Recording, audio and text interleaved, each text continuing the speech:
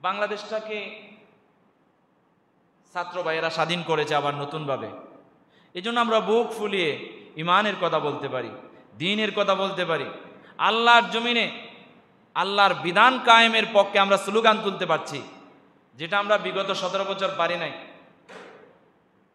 দ্বীনের পক্ষে, ধর্মের পক্ষে, ইসলামের পক্ষে, ইসলামী আন্দোলনের পক্ষের শক্তিদেরকে তারা কোণঠাসা করে রেখেছিল।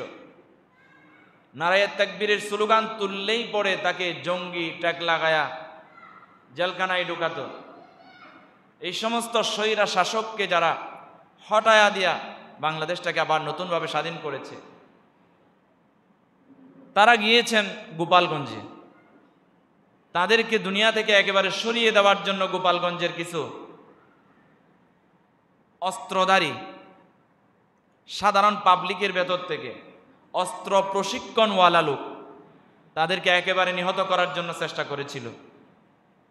বাংলাদেশের পক্ষের শক্তি, আমাদের প্রিয় ভাইয়েরা, সেনাবাহিনীর ভাইয়েরা, তাদেরকে হেফাজতের দায়িত্ব নিয়ে আসছেন এবং পরিবেশটাকে আবার নিয়ন্ত্রণে নিয়ে আসলেন।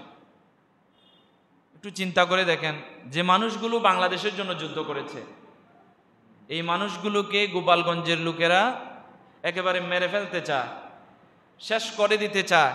আবারও স্বৈরা শাসন কায়েম করার পক্ষে কিছু বাংলাদেশের বিভিন্ন জায়গা থেকে গোপালগঞ্জের মানুষদেরকে আবার বাহবা দিচ্ছে।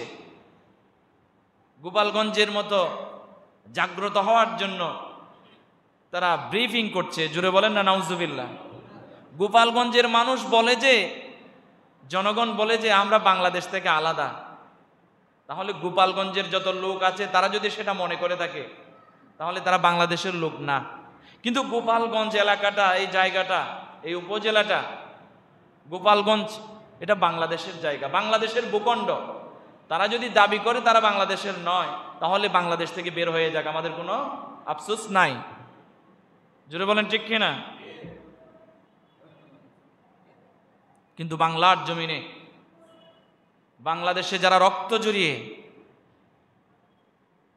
জীবন দিয়ে, জীবনকে বাজি রেখে এ বাংলাদেশকে যারা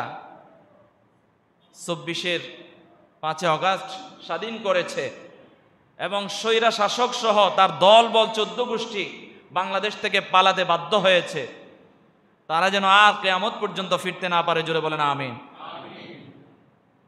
কেননা তারা বাংলাদেশের ক্ষতি করেছে। বাংলাদেশের জনগণ মরে যাক, তাদের কোনো আফসোস নাই, কিন্তু তাদের ক্ষমতা থাক, এটাই তারা চেয়েছিল। তারা বাংলাদেশকে ভারতের মধ্যে প্রায় বিক্রি করে দিয়েছিল। ভারতের আধিপত্যবাদ, ভারতের শাসন কায়েম হয়ে গিয়েছিল প্রায়। সেই জায়গায় বিপ্লব ঘটাইছে আমাদের ছাত্র ভাইয়েরা। আল্লাহ তাআলা এ ধরনের ছাত্র ভাইদেরকে কিয়ামত পর্যন্ত বাঁচিয়ে রাখুক বলে আমিন। তো কিয়ামত পর্যন্ত বাঁচায় রাখবে না, এরা তো মরে যাবে। এদের পরে আবার পরের প্রজন্ম আছে না নাই? আল্লাহ তাআলা তাদেরকে ঈমানি শক্তি দান করুক।